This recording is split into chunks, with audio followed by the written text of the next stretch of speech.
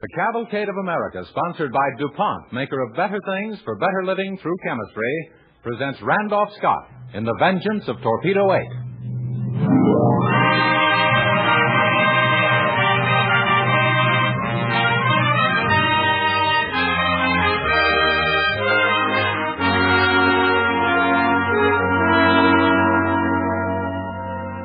This evening, with Randolph Scott as our star, DuPont presents The Vengeance of Torpedo 8, based on the book Torpedo 8 by Ira Wolter. The Vengeance of Torpedo 8, written by Milton Wayne and Robert L. Richards, is a story of courage out of the annals of our war in the Pacific. Randolph Scott appears on the Cavalcade tonight by the courtesy of Universal Pictures, which now filming the Walter Wayne production, Gung Ho. Starring Randolph Scott as Lieutenant Harold Larson on the Cavalcade of America.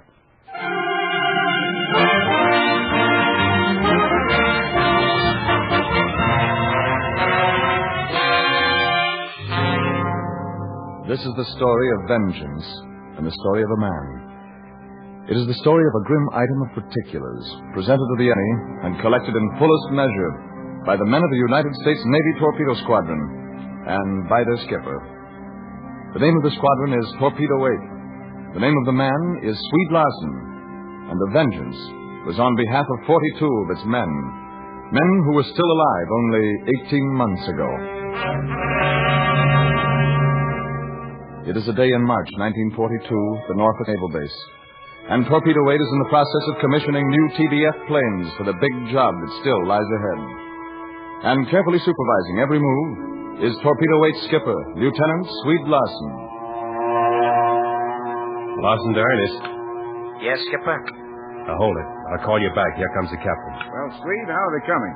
Couldn't ask for better, sir. Look, Swede, I don't want to rush you, but, well, it'd help to have a rough idea. How soon do you think your boys can get these planes in commission for combat? Well, I've been doing considerable thinking about that. Of course, you know there's a lot of work involved in a job like this. Yeah, sure, I know, but there's a war on, too.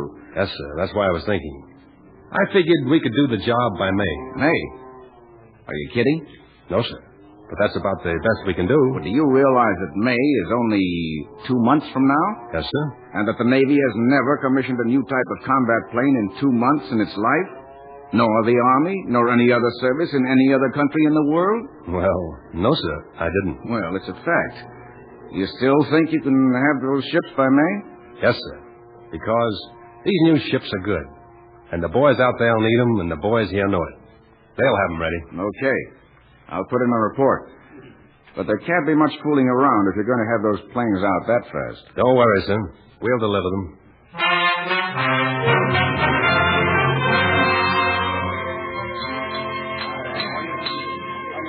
Hey, Jack. Yeah, Frenchie? What do you want? Hey, I want to go to that ball game. This guy Sweet is killing us. Well, why don't you put it up to him? Well, why not? All he can do is say no. And he will. But tell him we'll all be dead before we fight at this rate. You're not kidding. I'm going to talk to him. Well, the last I saw of him, he was down there in the grease pit. Good luck.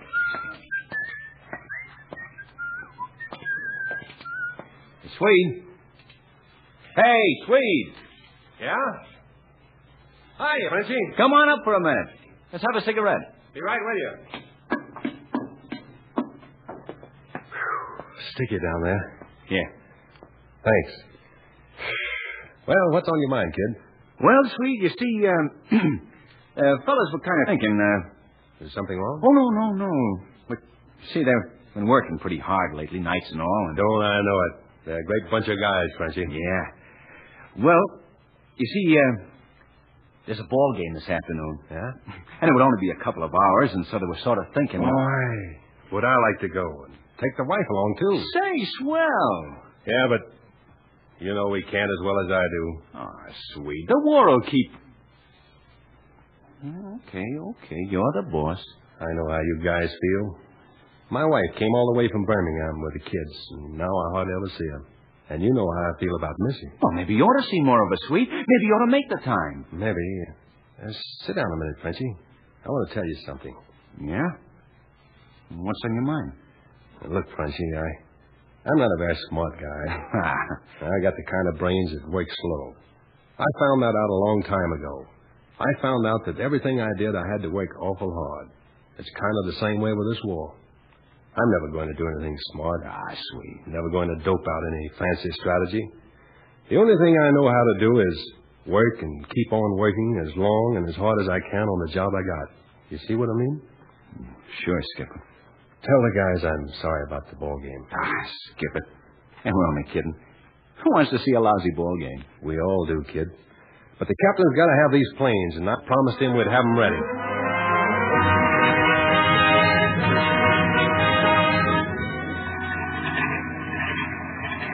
There they are, ready to go. Well, you made it, didn't you? It's a swell job, Swede. Thanks. Your boys ready to take them out to the coast? Yes, sir. They're in your hands, then. Brief them and drop in to see me before you shove off. Yes, sir. Sweet. Oh, hello, Missy. I was down at the shops. They said you were up here. Just looking on new crates over. Are you ready to come home now? I sure am. Well, come on, then. Oh, darling. Think. Tomorrow's Sunday. We'll have it all to ourselves. Missy. And I got the most lovely turkey from the commissary. Missy, we won't have so many more Sundays, and I thought we could... Missy. What, Sweet? Look, honey. I won't be here tomorrow. Sweet. That's right, honey. I've got to leave tonight. Oh, Sweet, why didn't you tell me? I thought it was better this way. But we've had so little time, and now it's gone. Why didn't you tell me sooner? Well, I told you as soon as I let the others tell their wives. But why, darling, why? It's easier without long goodbyes. Oh, is it? Well, maybe they don't think so. Well, but maybe their wives and their children and their sweethearts don't think so. You see, maybe they feel the way I do, that they want to know in time, so they can get ready for it a little. I want to tell you... So they can take it and not... Oh, Sweet. I know, Missy. Oh, darling. Listen, honey. Do you remember when you were a kid and they used to tie a string around your tooth? Tie the other end of the doorknob and slam the door shut real quick so it wouldn't hurt so much? Mm-hmm. Maybe I'm wrong about this, but that's the way I see it, Missy. If a man went off to fight always wondering when he'd have to leave the people he loved, and then wondering when he got there how soon he'd come back to them, it hurt so much that he couldn't do the job at all, and then he never would come back. Don't you see, Missy, I'm thinking about their wives and their sweethearts, too, just the same as you are. I know. I'm sorry, darling. I know you've got the toughest part, just waiting. I don't mind waiting, Swede. I can wait a long, long time.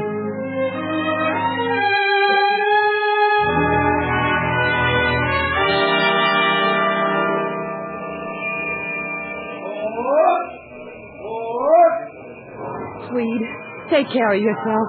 Sure, I will. Missy. Yes, Swede. I love you, darling.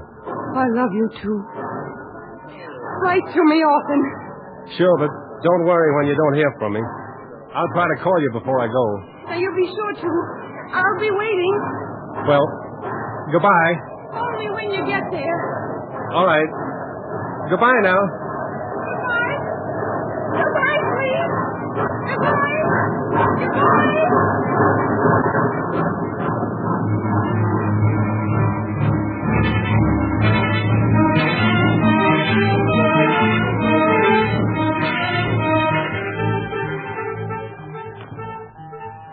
Hurry, operator. I haven't got long. I'm trying to get your party now, sir. Okay, but hurry, please.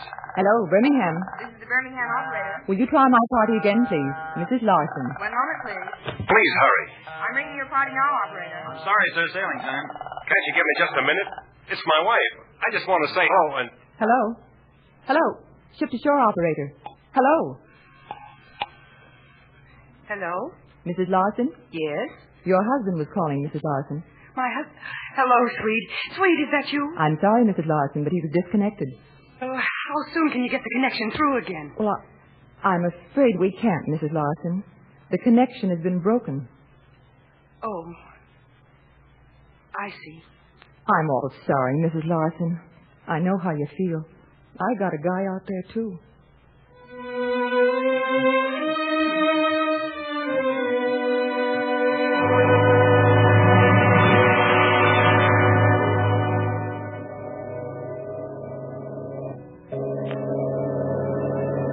last slender thread is cut, and Swede Larson and the men of Torpedo 8 are out in the broad waters of the Pacific. Then, Honolulu, Pearl Harbor. There's food enough vengeance there. But they don't know what the word means yet. They can't know until they, in their turn, like others who have gone before, have known the bitterness of sacrifice and death. That lies ahead. But now, there's only waiting. Wait. What do we do now, Swede? Park it, sit on it, and wait some more. Any idea for how long? Take it easy, guys. Waiting's part of the war out here. You just have to get used to it. Lieutenant Larson, the Admiral would like to see you, sir. Right. Hey, maybe we're going to work. Try to get some action, will you? Pour it on him, Swede. I'll do everything but hit him. In here, please, Lieutenant. Admiral Noyes, Lieutenant Larson. Oh, come in, Larson. Come in. Sit down. Thank you, sir. Larson, I know it's been difficult for you, for all of you, waiting this way. But until we get more stuff out here, we've got to save what we've got and make it count. I know, sir.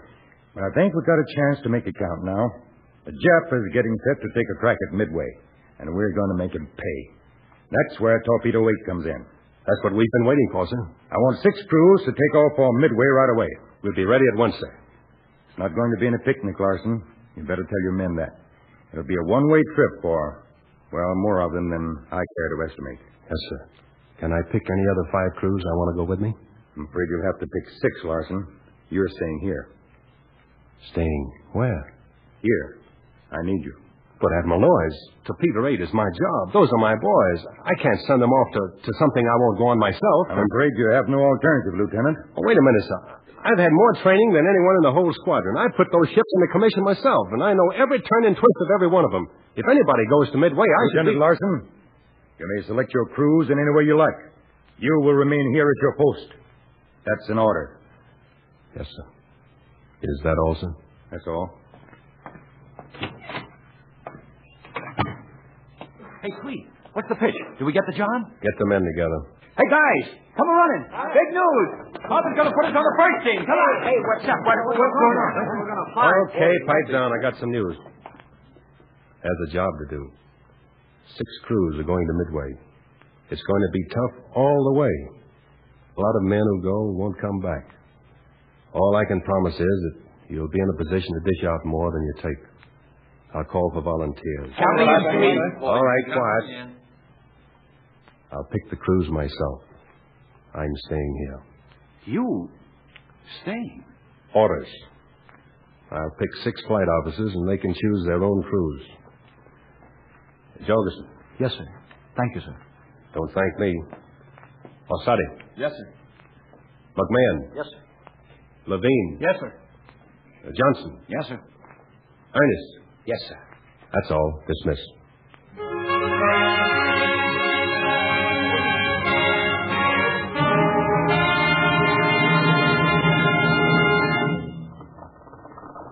Any news yet, Sparks? Nothing new, Lieutenant Larson. There's been a fight at Midway, all right, and Torpedo 8 was in it, but there's nothing more. Let me know as soon as anything breaks, will you? Yes, sir. Wait a minute, sir. What? Getting it, sir, right now. What is it? Well, it's not so good, sir. What is it? Only one got back, sir. Only one? Yes, sir. Who was it? Lieutenant Ernest.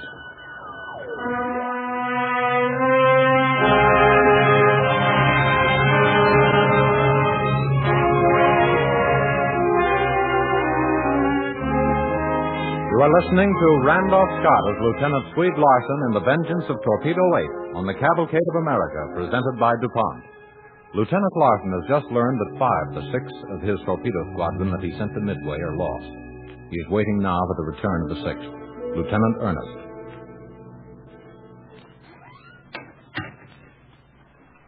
Well, Swede, I made it.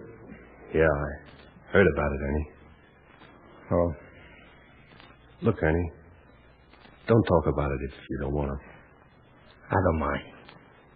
I wish I could have been there. So do I, Swede. We all did. It was tough, huh? Plenty. Did you do any good before? The best we could. How did it happen? We just didn't have enough to put up, that's all. We didn't have any fighter protection. We didn't have any dive bombers to break up their ground fire. They just sat upstairs and they waited for us. Sweet, we were like a raw egg thrown into an electric fan. That bad? Yeah. Gotta get some sleep, kid. Oh, we'll make it up, Sweet. Yeah, we'll make it up, kid. That's a promise.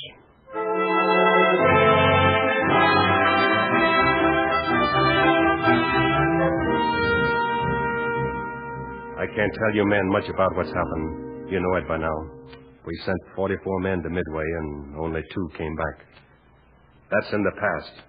That's a job that's been done. We don't have time to talk about the past. The men of Torpedo 8 are standing at attention.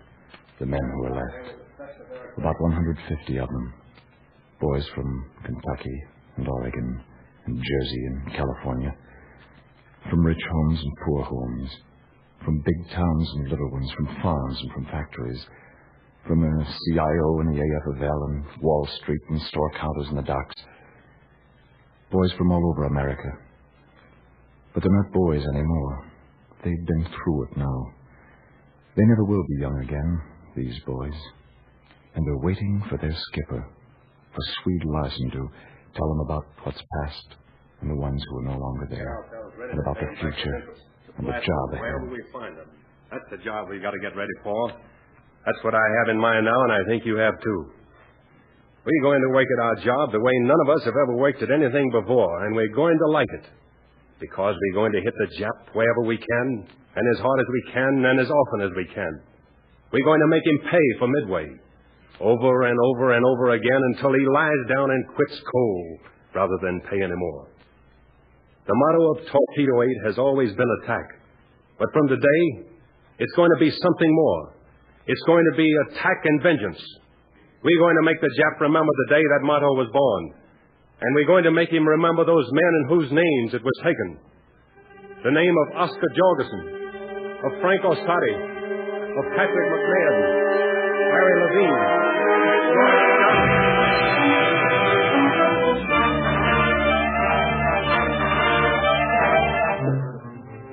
From the day that Swede Larson spoke to them, from that day on, the men of Torpedo 8 committed themselves for vengeance.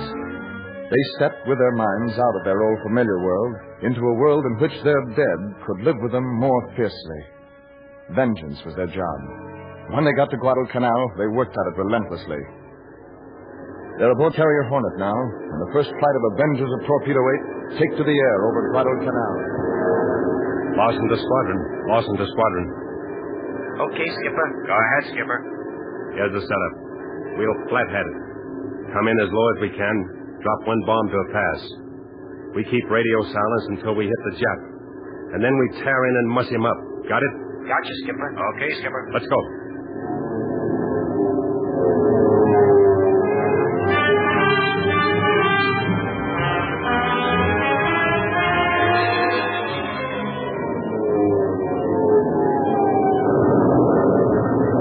They hit the Jap at point first. The Jap headquarters goes up in smoke and flame.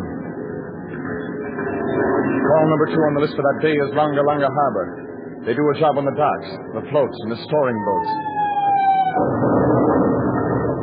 They nose inland, knock off a gasoline dump.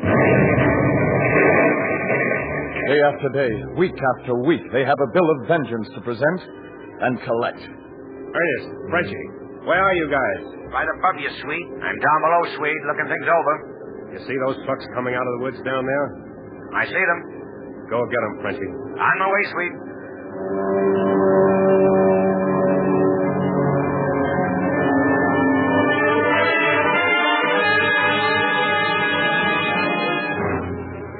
How many did you get? How many burning? Can't see. The wind is busted. Did you make them pay for it? Don't know yet. Wait a minute. Yeah. I see 3, 4, 7 trucks burning. All burning. Hey, Swede, this is Ernest. Ship's about 11 o'clock. See him? I got you. Let's go.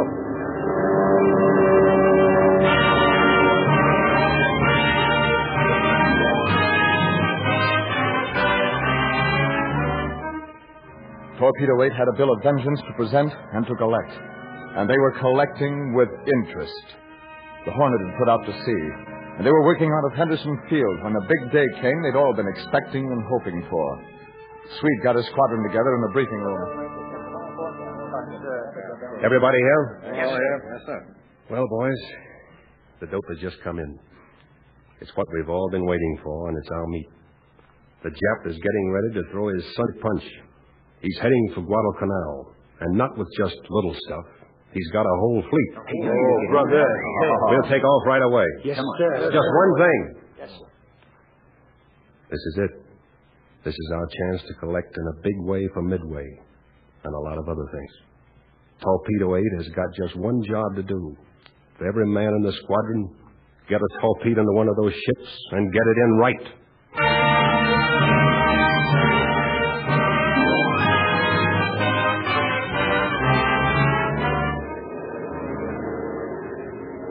Any of you guys sight the target yet? Not yet, Sweet. Any new orders? No, same course. Keep a close watch. Hey, Sweet. I got you, Ernest. What is it? Down there, about 2 o'clock. That's it, guys. Squadron attention. Target sighted, 2 o'clock, steaming southwest. What a sight. Isn't that something? Cruisers, battleships, men, ports. They got their guns. They've spotted it. Okay, guys, let's go. Follow me.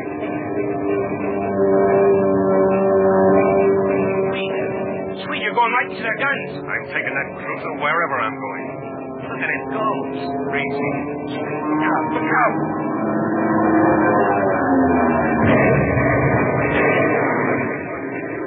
I got him. Sweet, pull out of it. Get out of there. Not without that cruiser. Why doesn't she sink? You got her, Sweet. She's listening and burning. Why doesn't she sink? Sweet, you're losing oil. Pull out. Come on, pull out. I'm going in the strafe. You can't do it, Sweet. You're hit bad. It's crazy. Strafing her won't sink it. I'm going in. You'll never get through that fire, Sweet. Don't do it. You guys stay where you are. Sweet. Look at him go. Sweet, you'll never make it. Come on, let's go. You can't let the guy go alone. Gotcha. Hey, look, she's going. Sweet, you got her. She's going.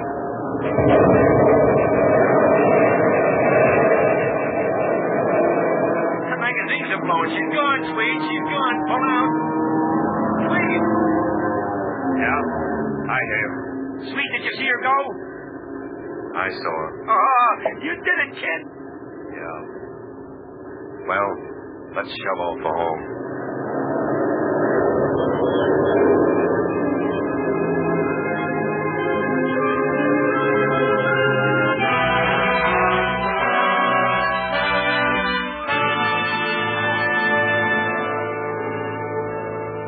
Vengeance, a bill to be presented and collected. An itemized account.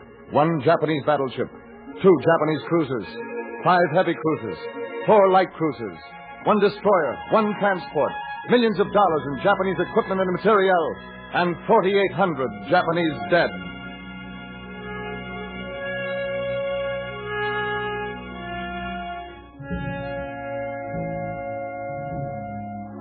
For Lieutenant Oscar Jorgensen, for Lieutenant Frank Osati, for Lieutenant Patrick McMahon, for Lieutenant Harry Levine, for Lieutenant George Johnson.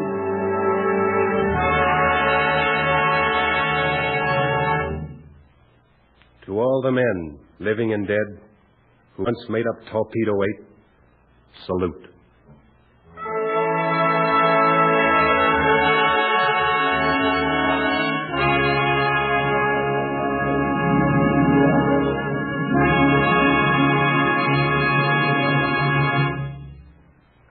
Thank you, Randolph Scott. Ladies and gentlemen, in just a few months, Mr. Scott will return to the microphone. Meanwhile, here is Gain Whitman with a message from DuPont. Rainbow-colored signal smokes, red, orange, yellow, green, and violet hues, erupt from tiny canisters, enabling American tanks and vehicles to operate in areas of intense air activity without danger from attack by their own planes. The Panzer type of warfare in which swift-moving tanks are supported by squadrons of planes, made some sort of precaution imperative. This was evidenced by a savage attack on a German tank division by Nazi dive bombers, who from their high altitude thought they were attacking British tanks. Various schemes for identification were proposed. Painted emblems, signal flags, flares, but none proved successful. It was then suggested that colored smokes might solve the problem. At the time, no practical colored smokes were available. But the knowledge gained in peacetime by DuPont, along with other dyestuff manufacturers, was made available to the Chemical Warfare Service and contributed to the solution of the problem. The specifications were rigid. There had to be several colors to permit code variations. The colors had to be brilliant, dense, and absolutely uniform. Finally, and most difficult, they had to withstand high temperatures, since the heat from the burning charge destroyed the color of ordinary dyes. After literally hundreds of tests, suitable colors and techniques were worked out. Before leaving for Africa, Lieutenant General George Patton saw to it that his force embarked for Africa with a plentiful supply of this new life-saving munition. All possible uses for colored smokes have not yet been worked out in detail, and some cannot be disclosed at present. It may be said, however, that various smoke colors can be used to identify command posts to the aircraft, that one airplane may signal another by use of a distinctive color, while canisters attached to a small parachute may be dropped from observation planes to point out enemy targets to artillery by means of colored smoke. Further research has developed special canisters that can also be used on water, while still another kind of canister produces a brilliant white light, which, like the colored smokes used in daylight, can be seen at night from altitudes of 10,000 feet.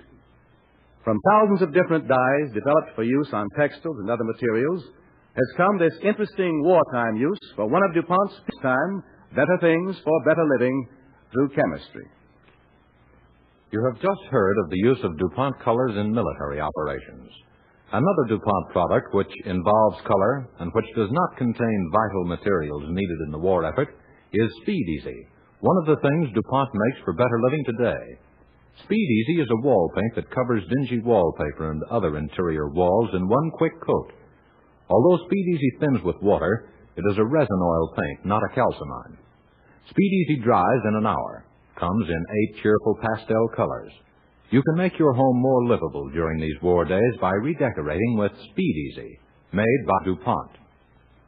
And here is the star of tonight's Cavalcade, Randolph Scott.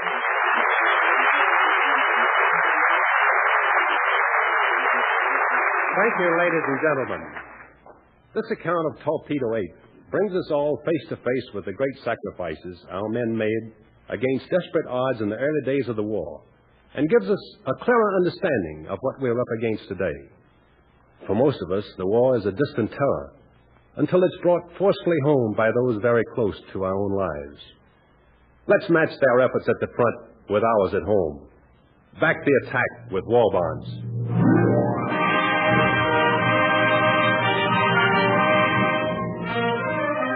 Next week, Cavalcade brings you another popular star of the stage, screen, and radio, Basil Rathbone. Our play, The Hated Hero of 76, is the story of the brilliant figure of the days of the American Revolution, Tom Paine, whose fight to instill men with the ideal of liberty remains our heritage today. DuPont invites you to be a guest again next week when we bring you The Hated Hero of 76, a story of courage and confidence in the destiny of the United States, starring Basil Rathbone as Tom Paine.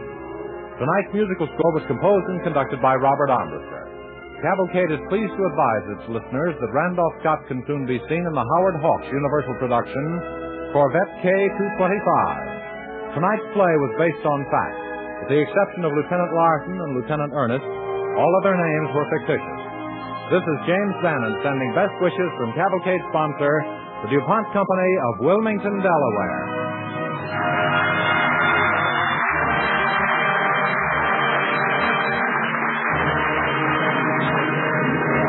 Cavalcade of America came to you from Hollywood. This is the National Broadcasting Company.